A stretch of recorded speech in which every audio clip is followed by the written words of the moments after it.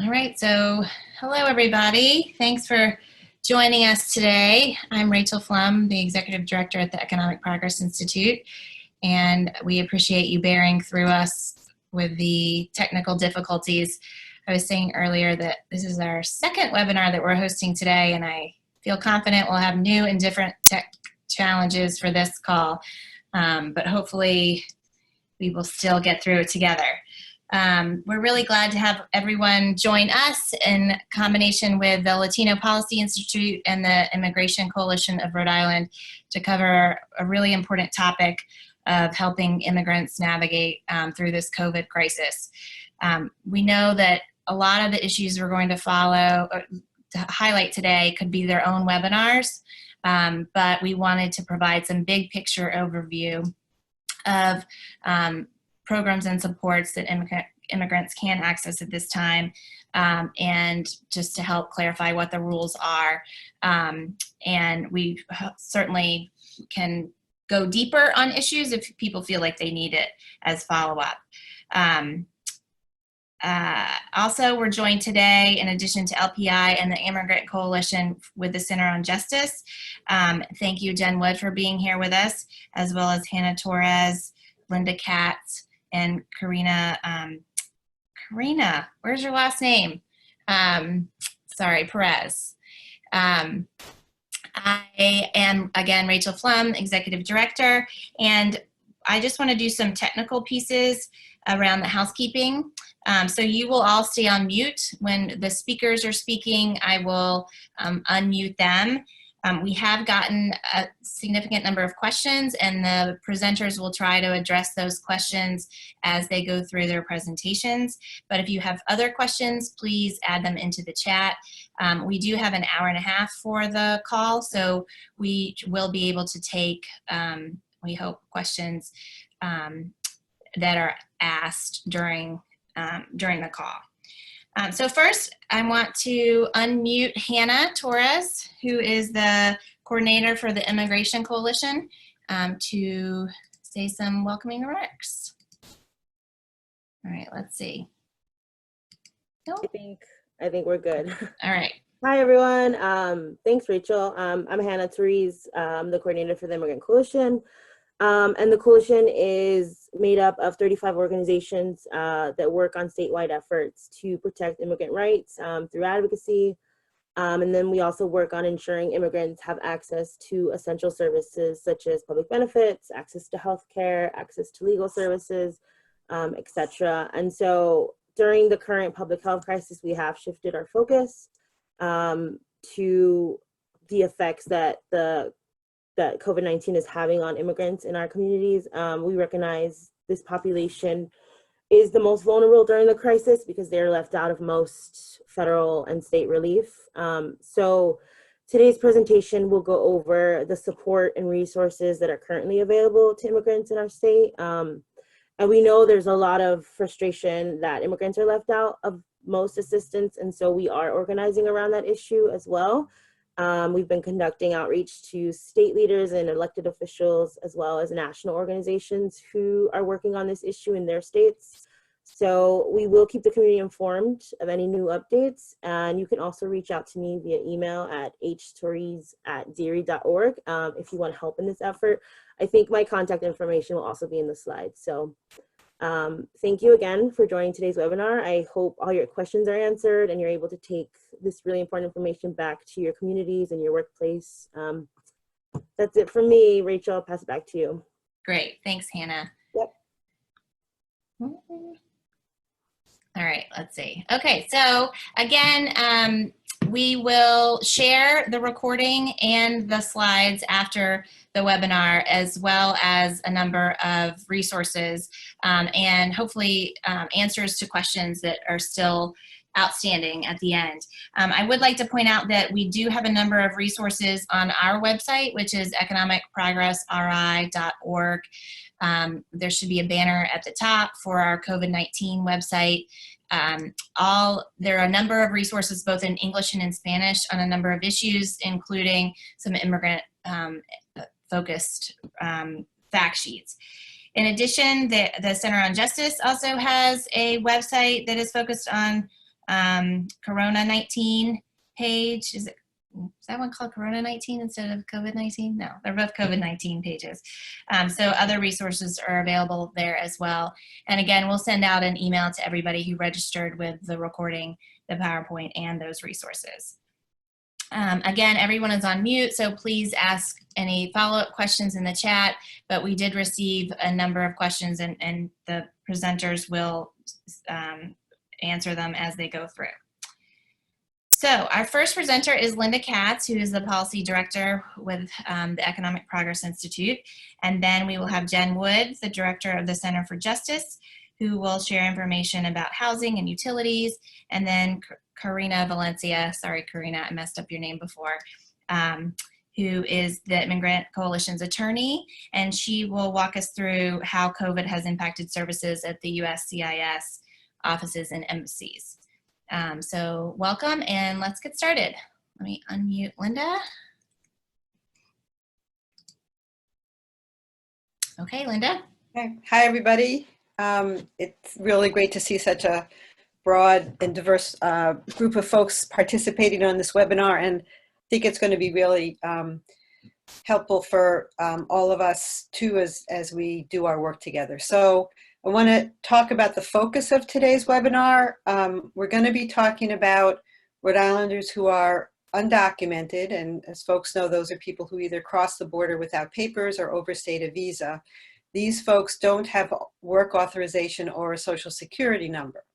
The second group we're going to talk about is folks who have a temporary legal status, which means that immigration knows that they're here, they have permission to be here. Some of them have work authorization and social security numbers, but right now don't have a pathway to citizenship. And the three groups in this category are people with deferred action for childhood arrivals, or what we commonly known as DACA, people who have temporary protected status, and those are folks from the countries that you see listed here, and then folks with deferred enforced departure, or DED, and those are folks who are from Liberia who used to have TPS status, but are now still legally here under DED. And as folks know, the current administration has been trying to sort of strip away these TPS and DED statuses, which would obviously cause a whole lot of harm to folks from these countries. People who are undocumented or have less than a permanent status, so less than a green card, have since 1996 had limited access to public benefits, so SNAP, Medicaid coverage, TANF, Rhode Island Works benefits, etc. And as we know, that means that they're even more at risk during the COVID-19 crisis. But as Hannah has pointed out, there's very little federal state assistance available. Next slide. So we're going to go through sort of what public benefits are available to people based on status, and also talk about what non-public benefits or resources in the community are available. So I put up this chart. We're not going to go over it. It is on our website, but I put it up to say the two groups that we're focusing on here are the folks in the two right-hand columns. So lawfully present individuals and undocumented immigrants. People who have humanitarian status like refugees and asylees, or who have a green card, have access to many more public benefits. But certainly any of the non-public benefits that we're talking about today are available to everybody. So you can look at that slide on our website and get some more information about who's eligible for what. Next slide. And similarly, I put this slide in just, again, here we're talking about the two bottom rows of people, lawfully present and undocumented folks. And this is a fact sheet that we have about immigrant eligibility for affordable health insurance. Next slide. Okay, so we're going to start with health insurance coverage. And for the Medicaid program, this is a no-cost program, as people need to have income within the limits, which varies by whether they're a child, a parent, a single adult, or a person with disabilities or aged. From the immigrant eligibility perspective, for Medicaid, all pregnant women are eligible regardless of status, including women who are undocumented. And for children under 19, if they have TPS, DED, are otherwise lawfully present, they are also eligible for Medicaid, even if their parents are not. The kids are, but DACA folks are not eligible for Medicaid. The other way into publicly funded insurance is to buy a qualified health insurance plan through the state marketplace, which is called HealthSource Rhode Island. This provides tax credits to pay for premiums for people who have income less than 400% of the poverty level. For QHP, people with TPS, DED, and other lawfully present are eligible to buy a plan through HealthSource RI.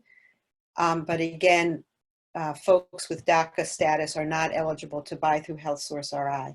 I'll just say that on the for the pregnant women, the eligibility limit for Medicaid is $42,000.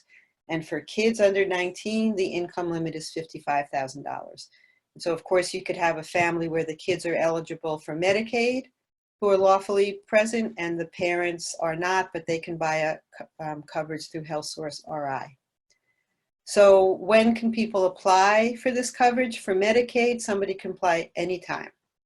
For as long as they meet the income eligibility and immigrant criteria, it doesn't matter if they've recently lost a job or just found out about Medicaid or just moved to the state. They can be eligible for Medicaid coverage, as well as people whose status has just changed. Maybe they had coverage through a job and now they've lost their health insurance through their job. For a qualified health plan source RI, people can usually apply only during the open enrollment period, which closed last January.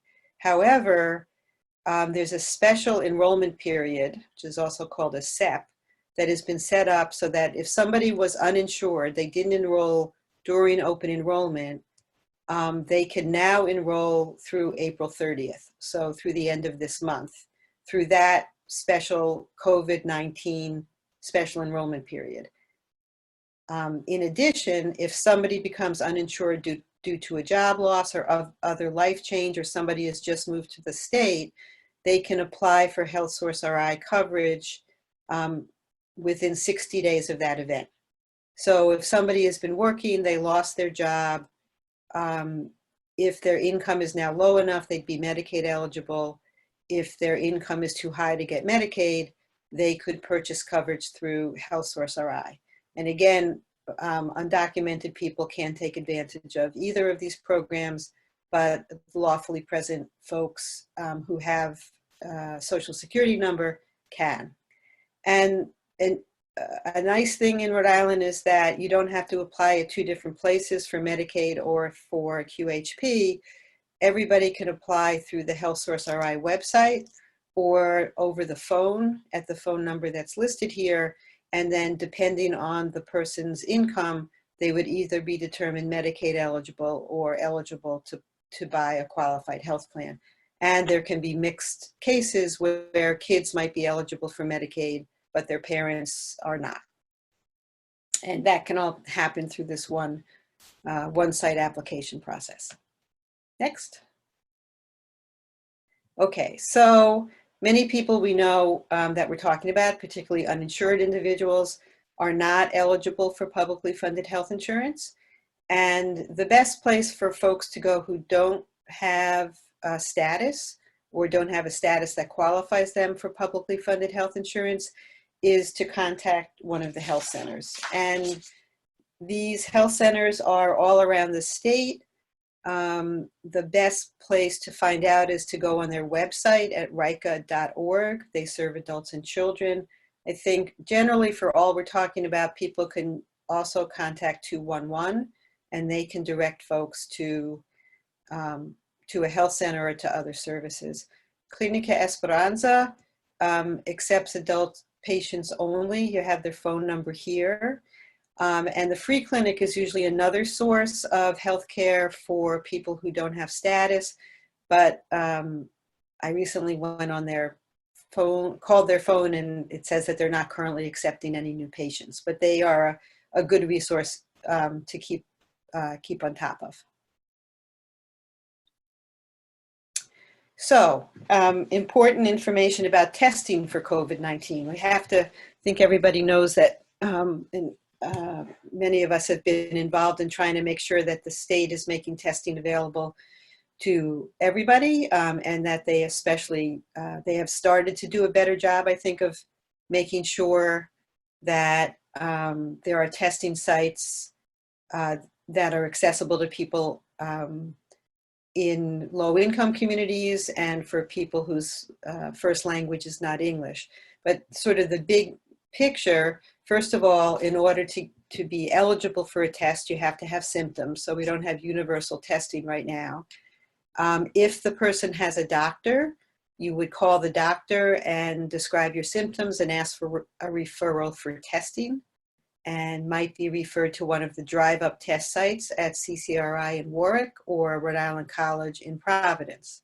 If the person doesn't have a doctor and they're having symptoms, our advice is to call a community health center to find out whether that health center is currently offering testing, and whether the person can be tested at that site. So they would make an appointment for testing at that site. We know that Providence Community Health Center is doing testing now. They've opened up a walk-in site in Providence. Thunder Mist in Woonsocket and West Warwick has testing available, as does Wood River, and CCAP in Cranston and East Bay. So the health centers are sort of expanding opportunities for people to be tested, even if they're not current patients, at those community health centers.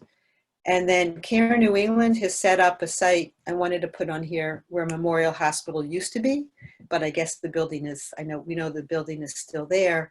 They, you can call the Care New England number that's listed here and ask for an appointment to be screened to see if you need a test.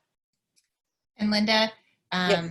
Adriana Vargas just pointed out in the chat that Providence Community Health Centers are only testing patients at this point. Oh, okay. See, so thank you, Adriana. And that's a really important point. I mean, things are changing rapidly around testing. So I appreciate that Providence is only testing their own patients right now.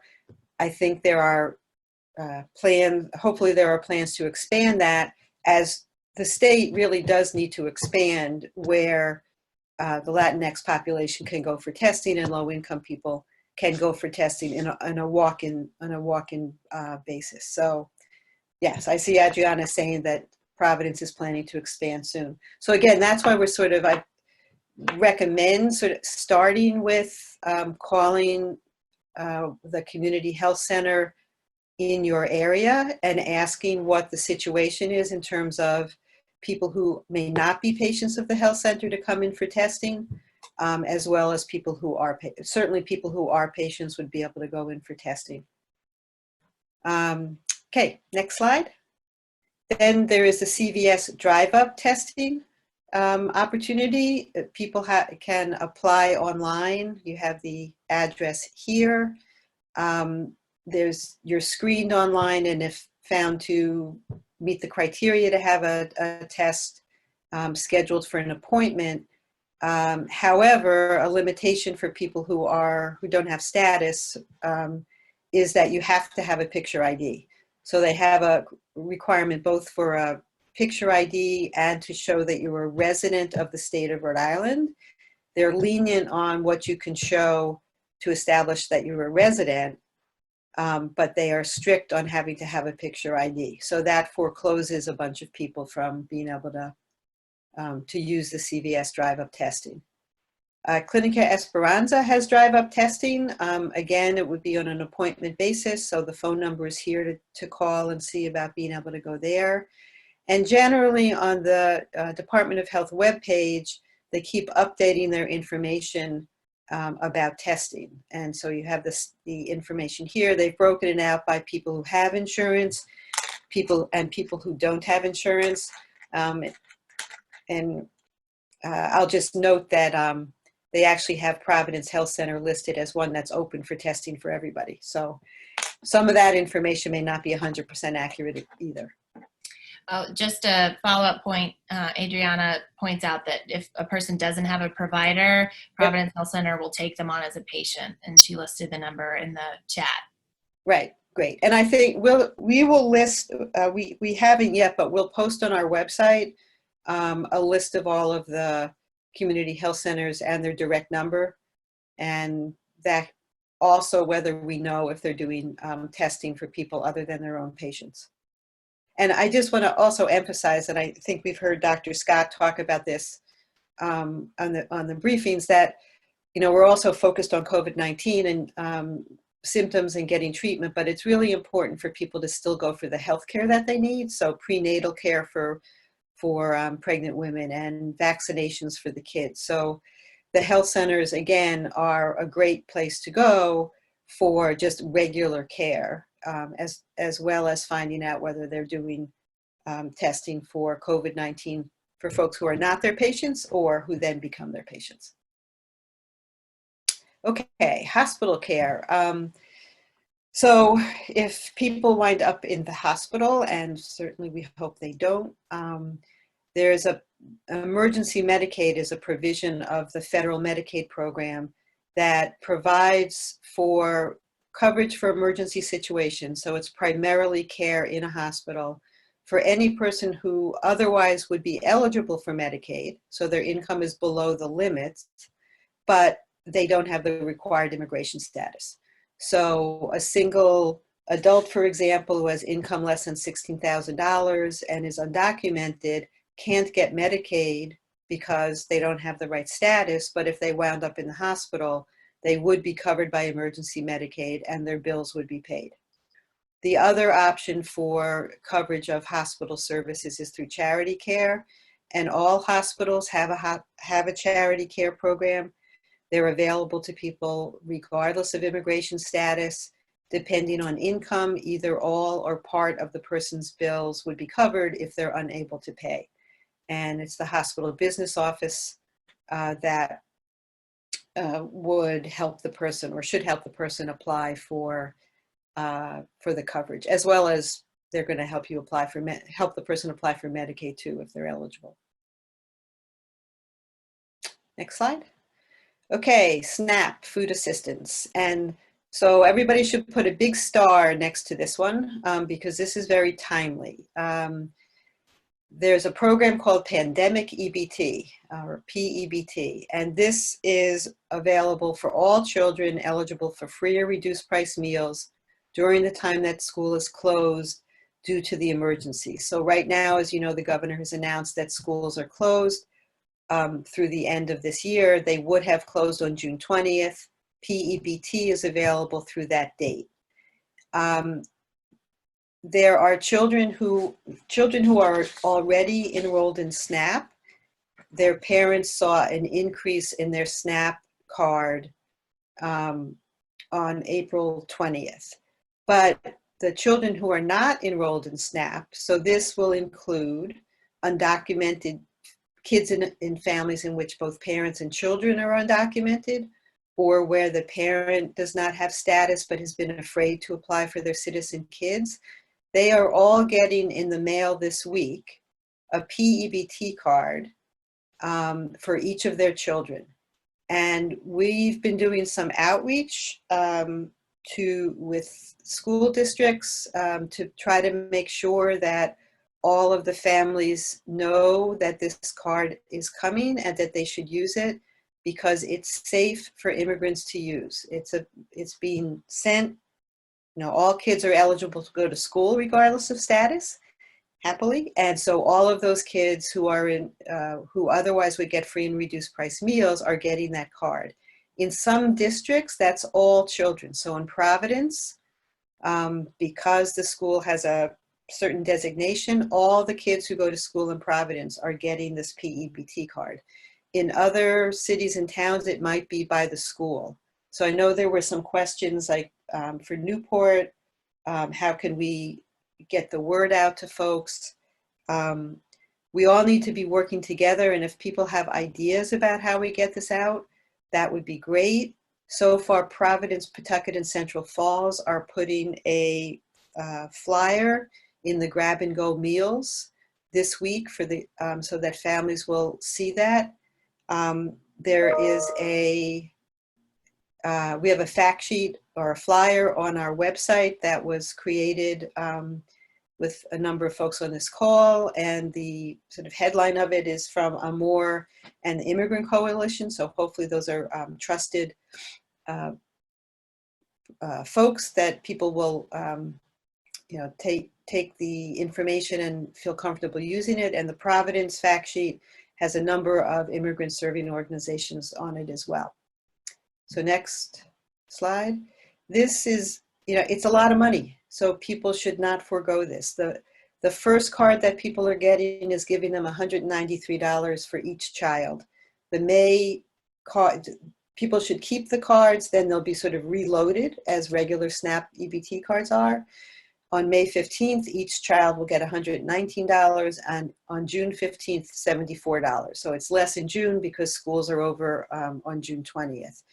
So as I mentioned, those who are already in SNAP saw that increase on their SNAP cards, but we really want to get a lot of families to use the PEBT card that they're getting in the mail. I also just wanted to mention, and this will come up again when we talk about public charge,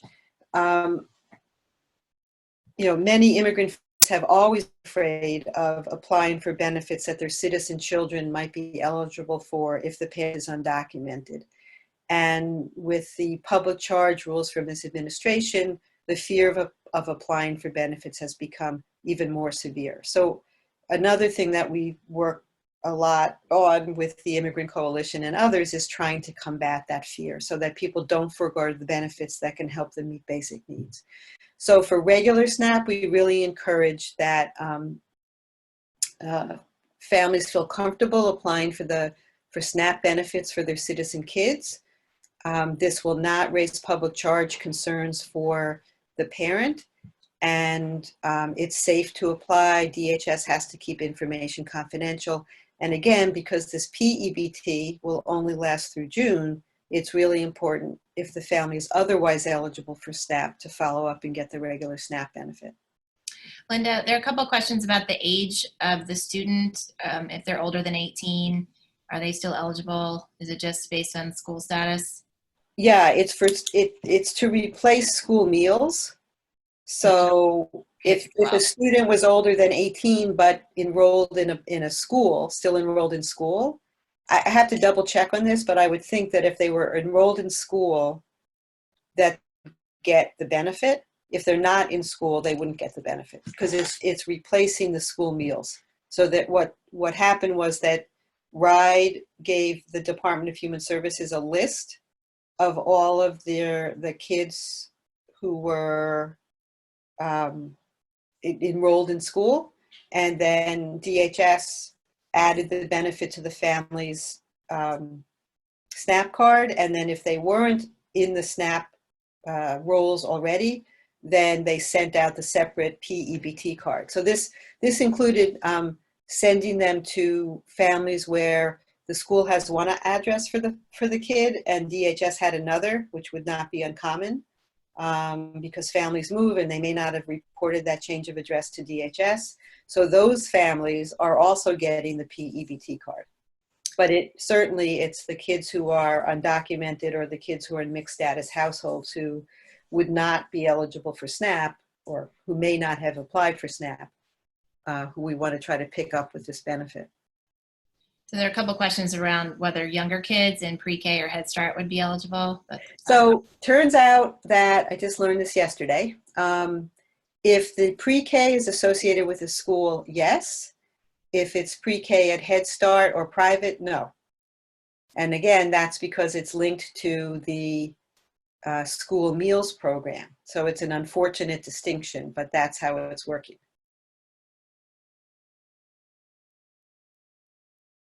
Okay. I'm sure everybody knows about the grab and go meals for kids.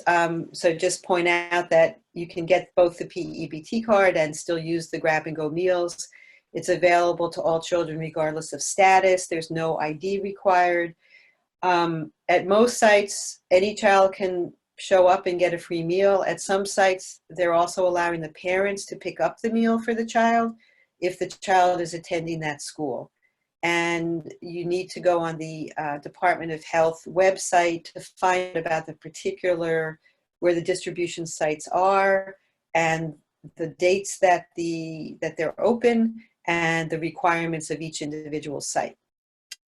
And lastly, the other wonderful resource for people, if they can't get the public benefit of SNAP, is through all of the food pantries, and the Rhode Island Community Food Bank has a list of pantries around the state. You have the link here, and we know that the pantries and the food bank are doing a terrific job of getting food out to folks. I also just wanted to mention that there was a call in advance. As I said, all the kids in Providence are getting a PEBT card. So that includes people who may not need the benefit at all because they're well off. And some folks have asked, well, if I don't need my PEBT card for my kids, how can I give that to somebody else? Or is there a way that I can use that benefit to help somebody who's more in need? So the answer is, one, you can't give somebody else your PEBT card, but the Interfaith Coalition is working, at least in the Providence area, to try to set up a system where people who don't need their PEBT benefit would buy food, and then that would get matched with a site like a food bank in the area or otherwise that could use that food and distribute it to families in need. So that's just getting started. I don't have a whole lot of details about it, but it does seem a good way to make use of a benefit that some people are going to get and they don't need.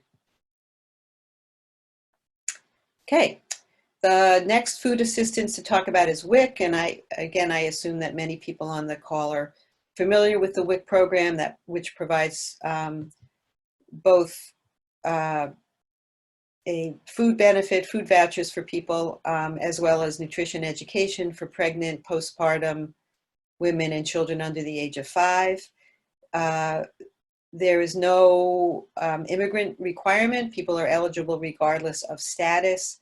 The income limit for WIC is 185% of poverty, or if the person is getting a right care card, so any pregnant woman who gets right care or kids, the income limits are higher than the traditional WIC income limit, but they're all eligible because they have the right care card.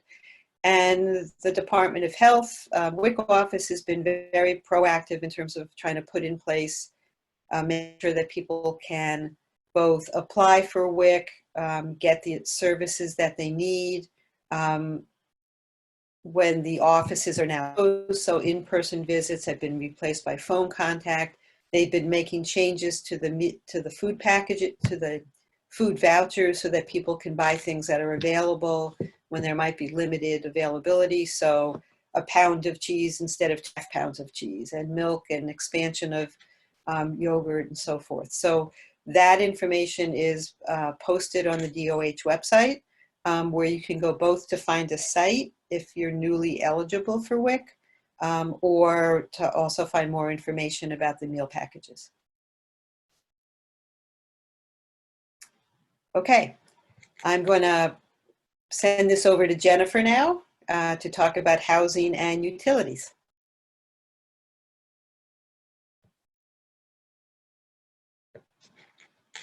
Hi all, thanks for unmuting me, Rachel.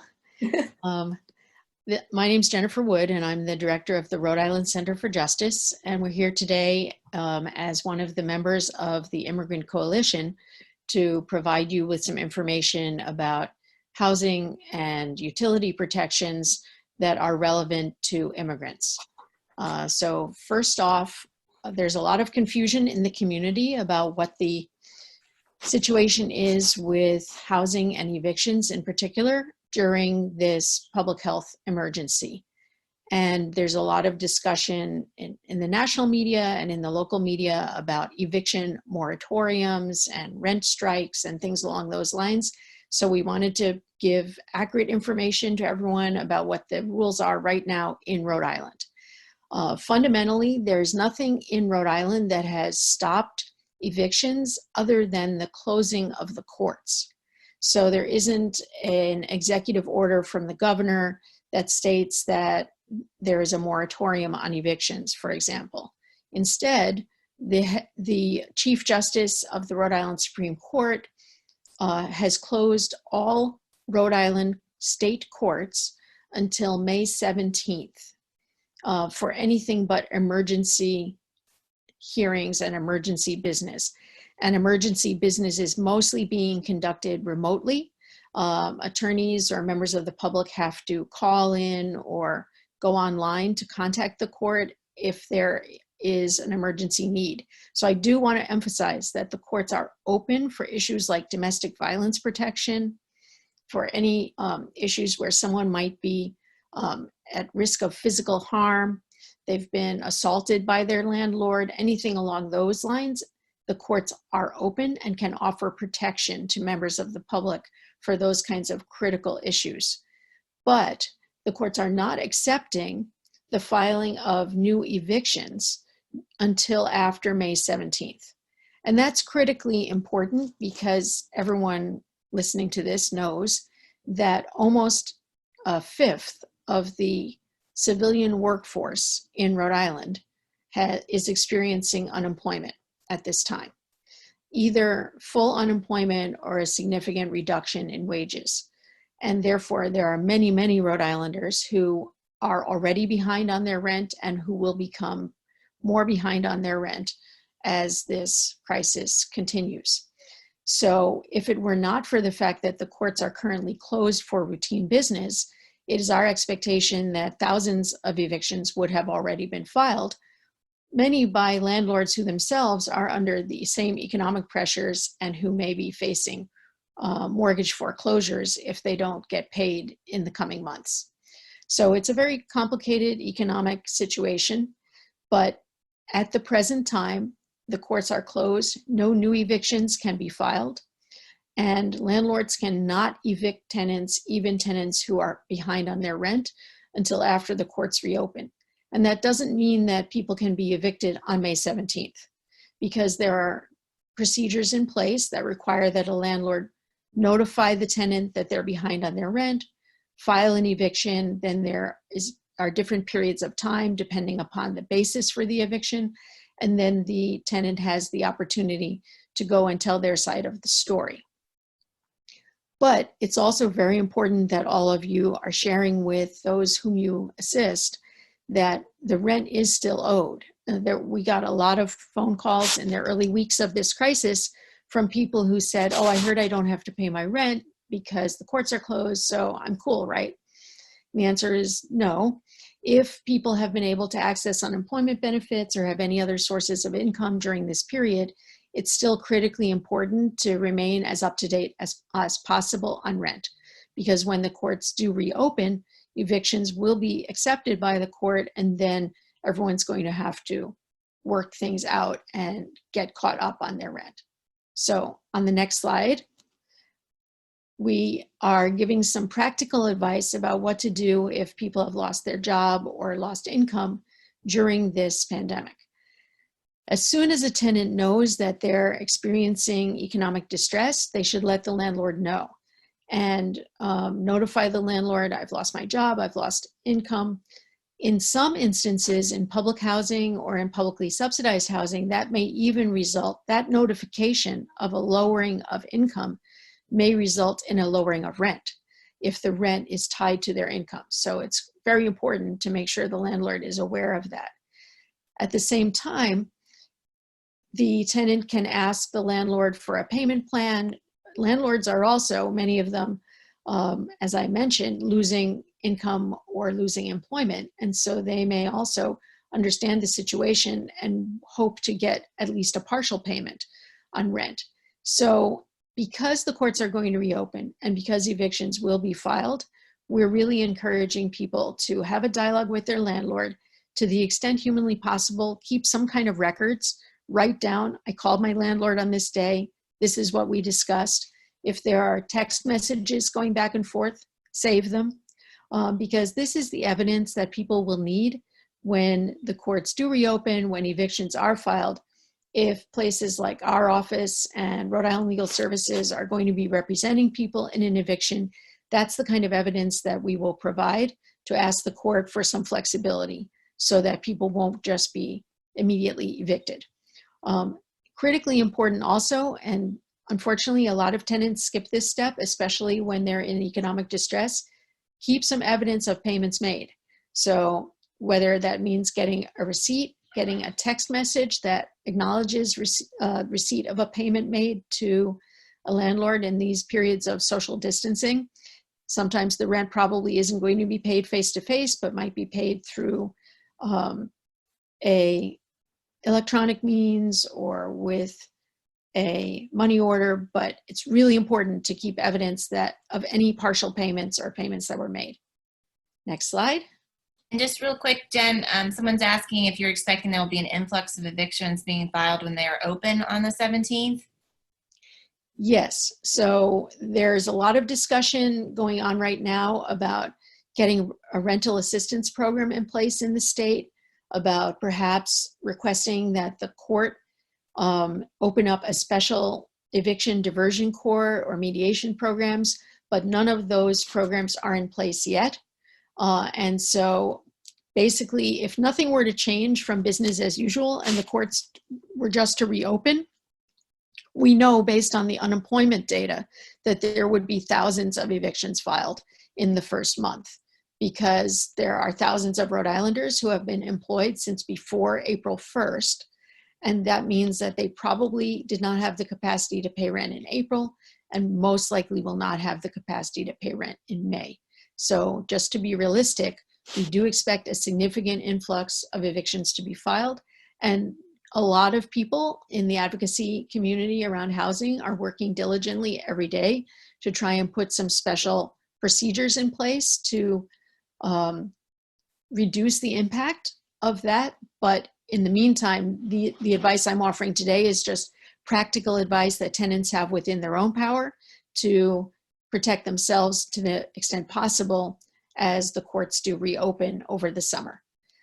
So I've emphasized getting a receipt, using a money order, a check, or some other form of payment where there's a record kept, keeping notes or texts from any discussions.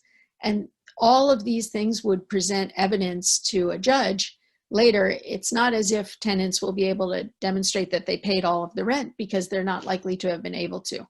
But they will be able to demonstrate any efforts that they've made, and that would tend to result, in our experience, in judges giving additional time, maybe a payment plan, other kinds of consideration.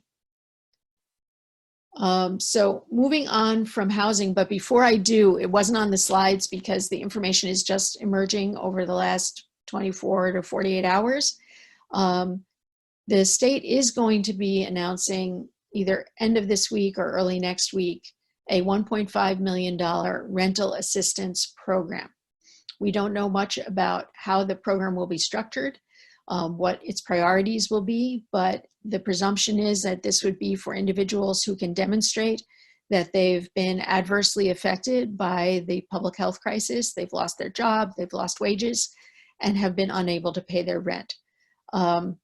Just a little bit of quick math, 1.5 million would mean that about 1,500 households who pay $1,000 or less for their rent, which is not typical in Rhode Island. Everyone knows that rents are usually $1,000 or more.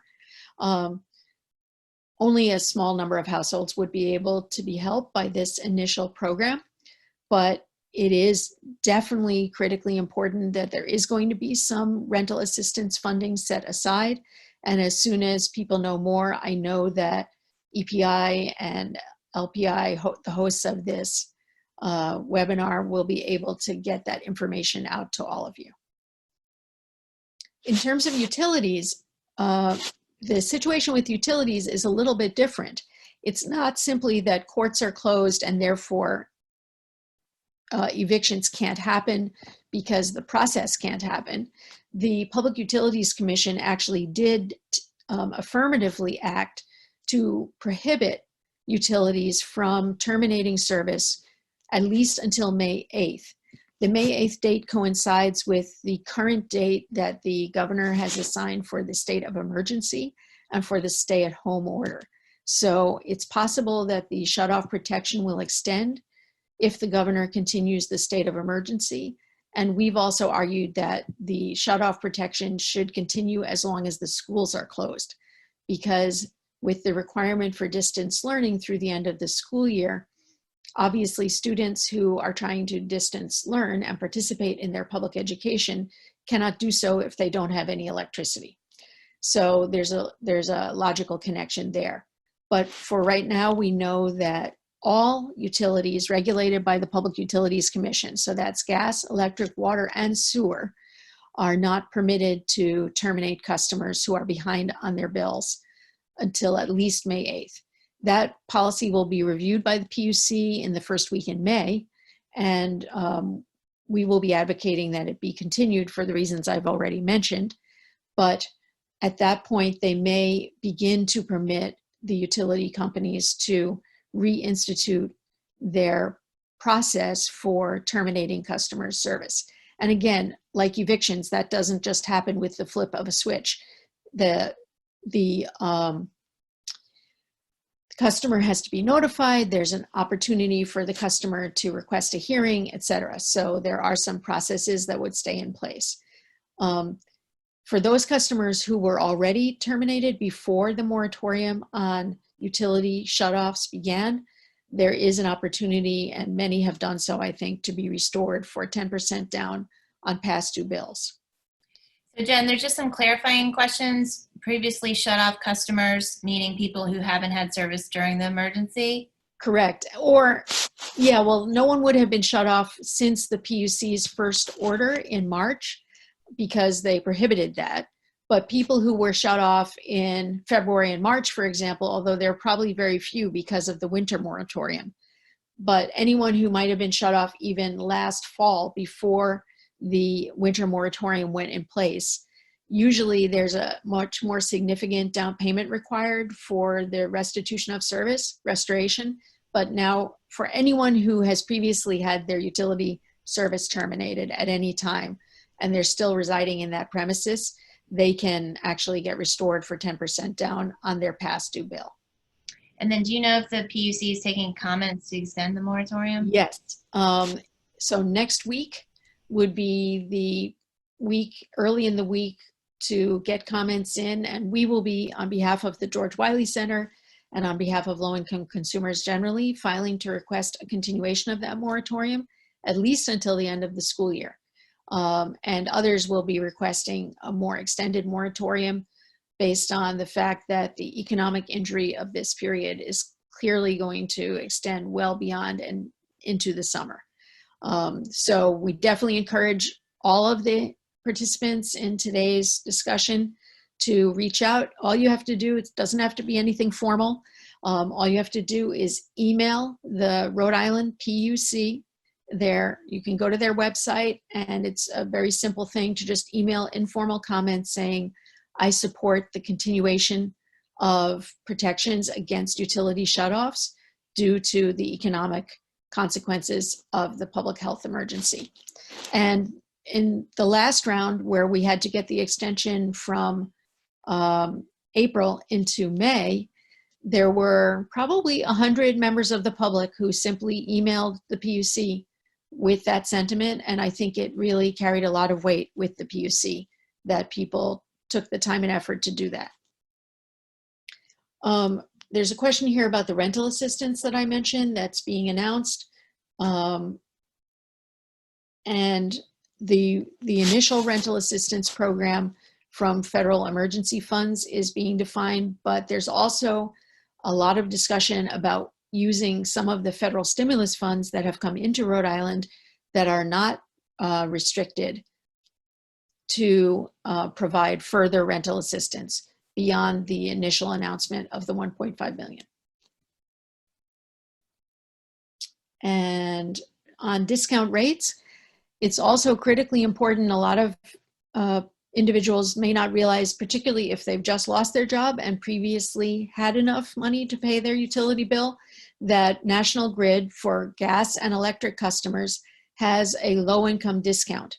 As soon as someone loses income or loses employment, they should immediately contact National Grid's customer service line, let them know that they are experiencing a job loss or a loss of income, and that they may be eligible for the low income discount. It can save people up to 30% on their utility bills, depending on their current income. And if your current income is zero, it would be at the 30% level. If there's some income in the home, it might be at 25%. But either way, even it will mean that the bill that would be a past due bill will mount at a much slower rate because of the discounted rate. So it's a step that we would encourage anyone who's experiencing income or job loss to take. Contact National Grid, ask for the low income discount, get enrolled in the low income discount, because it will mean that you could pay up to 30% less for utility bills. And if those bills are mounting, they will mount at a slower rate. For communities that are not served by National Grid, several of those smaller utility companies that serve some of the smaller communities in Rhode Island also offer assistance to low-income consumers, whether it might be discounts or payment plans. And we've seen a number of those utilities filing with the PUC to say that they're offering special assistance to their customers right now. So even people who live on Block Island, people who live in Pasco, where they're not part of the National Grid system, the first step anyone should take when they lose their job is to call their utility company and let them know that they've experienced a loss of income and ask for their assistance. And many of them are offering that assistance at this time. Great. And now I think we're turning it back over to Linda. Okay. Hi again, everybody. Thanks, Jen. So I'm going to talk a little bit about income. So first, to talk about the stimulus payment. I'm sure everybody has heard about this. It is a payment of $1,200 for an adult and $500 for each child under the age of 17. The full amount is provided to people, single adults who have income below $75,000 and $150,000 for a married couple who are filing jointly. There is a payment for people with higher income up to the numbers you see here, and that payment is will be reduced. Another good way for people who don't need this help to be able to donate what we may be getting from that stimulus payment. To be eligible, each adult has to have a Social Security number, as do the children. For couples who file jointly, unfortunately, if one has an ITIN and the other has a social, nobody in the family is eligible. So I'm sure folks are aware that people who have ITINs, not a regular Social Security number, are sort of foreclosed from a number of benefits that we'll be talking about. Next. So how do the payments come? If a person filed taxes in 2018 or 2019, then the payment is going to be processed automatically. If a person has SSDI, which is Social Security Disability Insurance, or retirement, that's the benefit we pay in when we're working, and then when we retire or we have a serious disability, we get those payments back as SSDI. There's a separate program for railroad retirement benefits. The SSI program is the Supplemental Security Income Program, which is for people who either have not worked and paid in to the system, or whose Social Security disability or retirement benefit is very low, and therefore SSI supplements their Social Security benefit. And then the fourth type of benefit are veterans benefits, either for the veteran or their dependents. So what we wanted to highlight here is that while the individuals who get SSDI, railroad, SSI, or veterans will automatically get the payment, if they have dependents, then at least now for people who are SSI recipients or veterans, they can, in order to get the payment not just for themselves but for their dependents right away, they want to use the non-filer portal on the IRS website by May 5th. So coming up soon. So there's a little window here. You get SSI or veterans payment. You don't want to wait to get that automatically. You want to file through the non-filer portal so that you get the $500 per each dependent. Unfortunately for SSDI and railroad retirement folks, they missed the window to file now for their dependents through the non-filer portal. So while they'll get their benefit directly for the adult, they won't get the benefit for their kids until 2021, and they have to file a 2020 tax return at the payment for the kids. So the SSI folks, in order to avoid not having to wait for that extra $500 per kid, should file by May 5th. Go online and use the portal. If somebody didn't file taxes in 2019 and they have children, but they had earnings, they should file a full tax return, not use the non-filer portal, because not only can they get the stimulus payment, they can also get the earned income tax credit and child tax credit, and it will put a lot more money in their pocket. If somebody had no income in 2019 and didn't file in 2018, then they want to use the non-filer portal to get their benefit. So again, I think outreach, and if folks, when we have time at the end, if people want to talk about how they've been letting people in their communities know both about the PEBT card and also parents who get SSI, to be able to file soon and by May 5th so that they get the payment for their kids as well. Next. Okay, Rhode Island Works cash assistance. The Rhode Island Works is our TANF program. It provides small cash grants to families with children under the age of 18. It's only $554 a month for a family of 3. This is sort of the strictest immigrant eligibility rules. Even people who have a green card have to be in status for at least 5 years in order to get Rhode Island Works, kids as well as parents, or the person can be a refugee or asylee. People who have lawfully present folks are not eligible for cash assistance at all, and undocumented are. But again, we always want to emphasize that in families where it may be that the parent doesn't have status, but they have citizen children, they can apply safely for their citizen kids to get cash assistance for their children. And the application could be online through Healthy Road RI or by calling the consumer hotline number that's listed here. Okay, were there any? Okay, I'll move on to unemployment. Yeah, there were questions, but let's try to get through everything yeah. and then we'll go back. Okay, so unemployment benefits. So obviously this is for people who have worked. It's based on being legally employed, not immigration status. So as long as the person has had a social security number that they've worked with, they can file for state unemployment benefits. And you'd file for state benefits if your employer has closed, or if the employer is open but the person is laid off, had their hours reduced, or they can't work due to COVID-19, they can apply for unemployment. It appears that the state is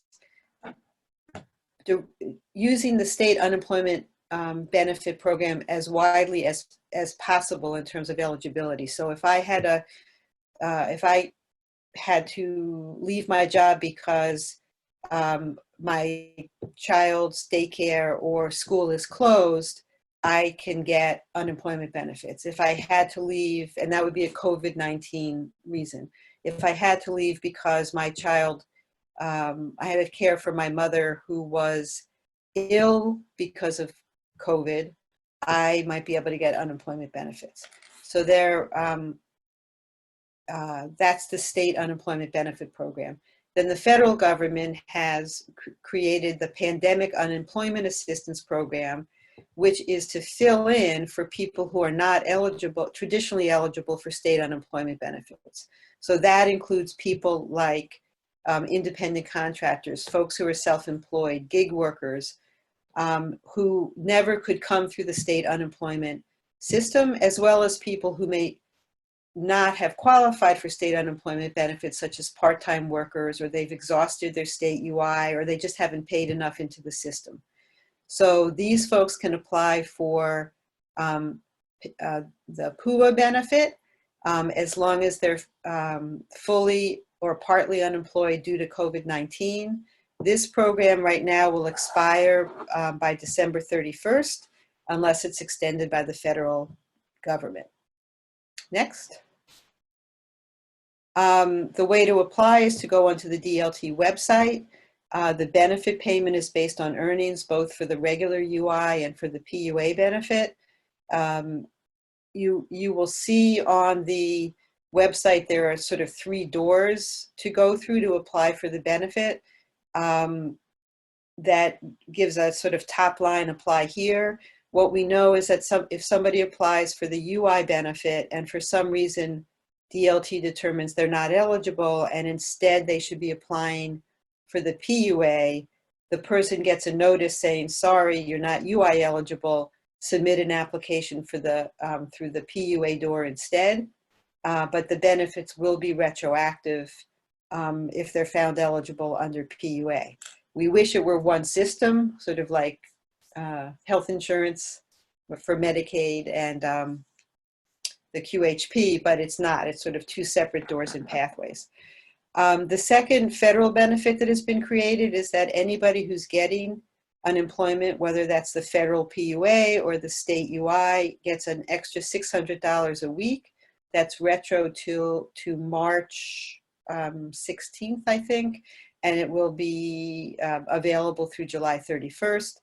Important to know that the income received, the $600 does not count for Medicaid eligibility, but it does count for other reasons. So it counts against SNAP, it counts against, in determining SNAP benefits, it counts in determining eligibility for the QHP benefit. And then the third federal benefit is that there's an additional 13 weeks of unemployment insurance for a total of 39 weeks. So Rhode Island pays for 26 weeks of unemployment. People get an additional 13 weeks. People who qualify based on the PUA are getting 39 weeks in total. Next. Okay, paid leave. So what if your business is open, but you can't work? Again, it's just based on having a social security number, being legally employed, not immigration status. There are 2 paid leave programs. One is the state paid leave program, and we all who are working are paying into this fund that we can access in 2 different ways. One, the temporary disability insurance for a person who can't work due to an illness or injury. So for example, again, the person may want to start through UI. I can't work because I have COVID or I'm quarantined. I could get UI, but let's say I can't work because I was hit by a bus. Then TDI would be available because it's not a COVID-19 reason that I can't go to work. I'd be eligible for 30 weeks at partial pay. The TCI program, temporary caregiver insurance, provides employees with time, paid time from work to care for a relative or to bond with a baby or new child. So if I adopt a child, an older child, or taking a child in foster care, as well as giving birth to a baby. Again, UI potentially. So obviously for baby bonding, it's going to be TCI because that's not a COVID-19 event. But I need to care for my mother who has COVID-19. I could apply for UI. If I'm denied, then I could get TCI instead to care for my mom. She's sadly had a heart attack. It's not related to COVID-19. I get 4 weeks of partial pay. And for both of those programs, one would apply through DLT. The federal program that has just been created, because not all states have state paid leave as we do, provides up to 12 weeks of paid leave. In the first 10 days, that may be unpaid unless the person can get other benefits through their employer. But after 10 days, the employer would pay 2/3 of the wages to the employee. And this is only for people who needed to be out of work to care for a child who's out of school or childcare due to COVID-19. And this isn't applied for through DLT because it's not a state fund that we've been paying into. It's a benefit that's going to be paid by the employer, and then the employer gets reimbursed. Okay, so that's paid leave. Now what about sick leave? So my business is open, but I can't go to work. So Rhode Island has a state sick and safe. Linda? Yes? Okay, maybe you're better. What? Keep going.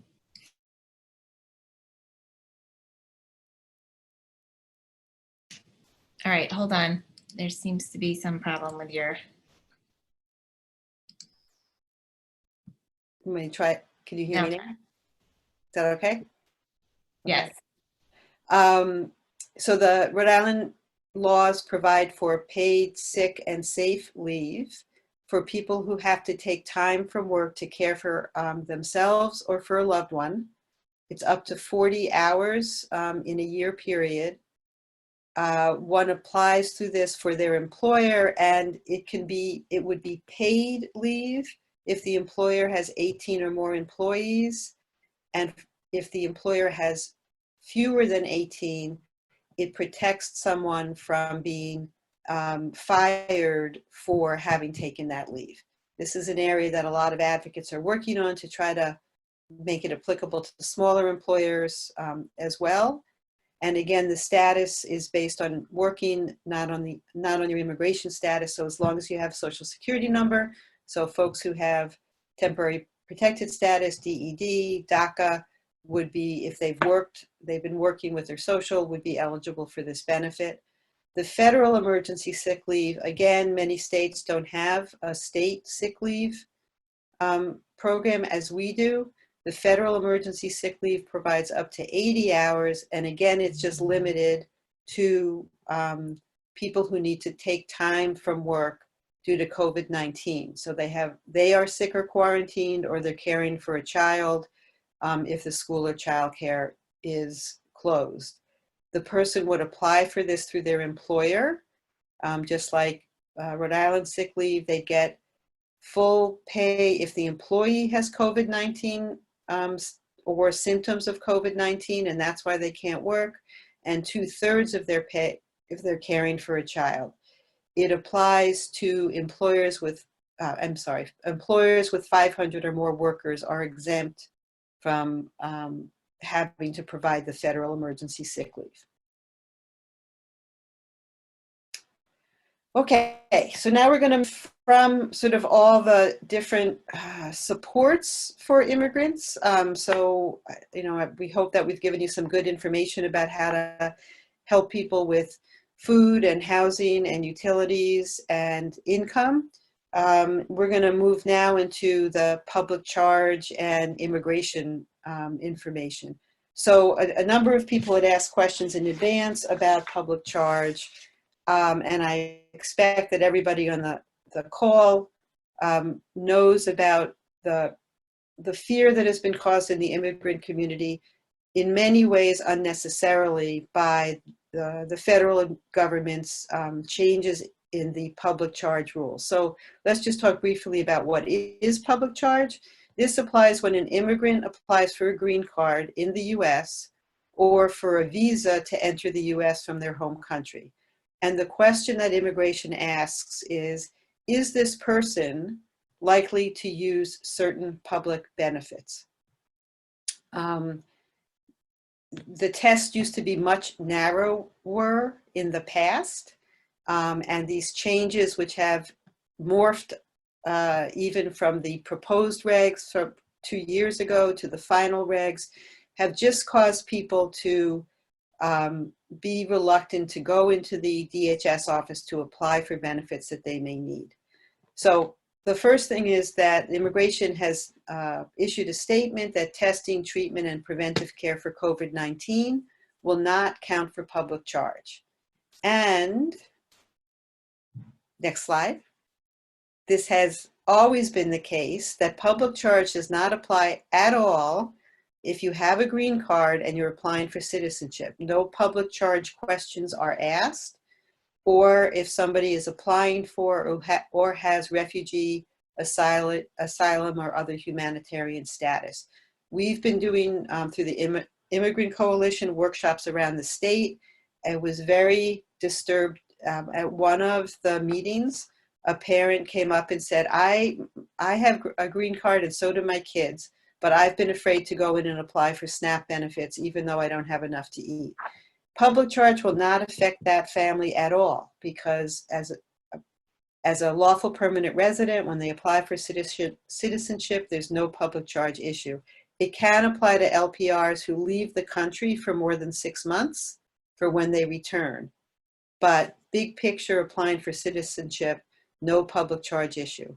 And then many benefits do not count at all for public charge. So in the healthcare world, if a pregnant woman gets Medicaid or a child under the age of 21 gets Medicaid, no public charge implication. If the person gets emergency Medicaid, and we've talked about how people might wind up in the hospital and need emergency Medicaid, no public charge. Hospital charity care, no public charge. Buying coverage through Health Source RI with premium assistance, no public charge to use health source benefits or to go to a free clinic. In the food world, WIC, school meals, including the grab and go, using the PEBT or going to a food pantry will not raise public charge concerns. And on income, getting the stimulus payment, UI, TDI, TCI, or paid sick leave does not raise public charge issues. So what does? Well, getting SNAP would, but many adults are not eligible for SNAP anyway. And to the extent that a child may be eligible for SNAP or for Rhode Island Works benefits, if the kid gets the benefit, it won't affect the parents' public charge circumstances. So again, safe to get the benefit for family members if they're citizens, and safe to get a variety of public benefits that won't affect the adults' public charge concerns. So we really need to work together to help people understand it's safe to apply. People should take advantage of the benefits that they need to be able to meet basic needs. Great. So now we're going to turn it over to Karina. Mm-hmm. Okay, Karina, I think you're unmuted. Hi, everyone. I'm Karina Valencia, the staff attorney for the Immigrant Coalition. And I'm going to just briefly discuss some of the changes at the Citizenship and Immigration offices. So previously there had been a May date where anyone who had an adjustment of status or other in-person interview at a Citizenship and Immigration office were postponed until then. Those have now been postponed until at least sometime after June 4th. But that doesn't mean that folks should not still continue to apply in a timely fashion. For example, a lot of your clients or the populations that you serve may have employment authorizations. They should still file their renewals or begin the process of filing their renewals 180 days before those expire, but they won't have to go in for new biometrics. So that's a change that is intended to help with the social distancing aspect. Additionally, for anybody who's a DACA recipient, they should still submit all of their applications and begin that process. Again, dates are important with immigration, as most of you and your clients will know. So they're gonna wanna go ahead and file everything on time, even though they won't have an in-person interview for some prolonged period of time, which we'll all become aware of in the near future. If for anybody who's petitioning for someone who is outside of the country right now, until further notice, the Department of State has canceled all visa appointments. Some of you are probably aware of that just because of the regular daily meetings and the executive order where there's basically been a temporary stop on issuing any new visas from pretty much anywhere, with a few exceptions. And that's kind of about it. We're just extending deadlines at embassies and not having in-person interviews. Great, thank you, Karina. Well, let's see. All right, am I unmuted? I think so. So I thank you all. That was very helpful. We have about 12 minutes left for questions, which is great. We have a number of questions that were asked in the chat. Let's start with some of the ones around the stimulus. I think you covered this, Linda, but people who receive Social Security, and then there was a question of what if the parent does not have a Social Security number, but the child does? How do they receive? Just find you here. The child's not going to be getting a stimulus payment, unfortunately. I saw there was a question about child support arrearage and then also debt collection. So the only, if a parent owes back child support, that money can be scooped before the stimulus payment is sent to the individual. But any other student loan debt, or there was another question about if somebody was paying back an overpayment to the IRS, those debts cannot be scooped from the stimulus payment before it is sent by the IRS to the individual. And I saw that Jen posted that the Rhode Island Attorney General just issued a guidance that the stimulus check can't be attached by creditors in the state. So once the money comes in, a creditor can't go get it. Great. Linda, this is for you as well. Do you know for which program a person who is receiving workers' comp and then the check stop qualifies for? Should they apply for TDI? Well,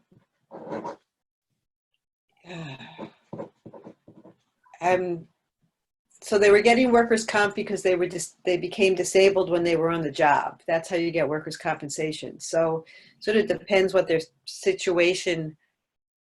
They wouldn't get TDI because they're not looking to take time from work, right? I don't know what I think we'll have to discuss and get back to that person. Yeah. And to know what the person's situation is now. Right. Are they able to work? Are they not? Are they disabled? Continue to be disabled? So we need a little more info. Also, Kim from Federal Hill House says that they are helping people file their 2020 tax returns through no contact. There was also a question about what about folks who didn't file taxes in 18 or 19. I think, would they be eligible for benefits? Yeah, so people who have no income, had no income or low income in 2018 and 19 and didn't file because they didn't, let's just break it out. If somebody who didn't file in 2018 and 2019 and was working and had income below the threshold which is $12,200 for a single person, so they may just not have filed, they need to file a tax return.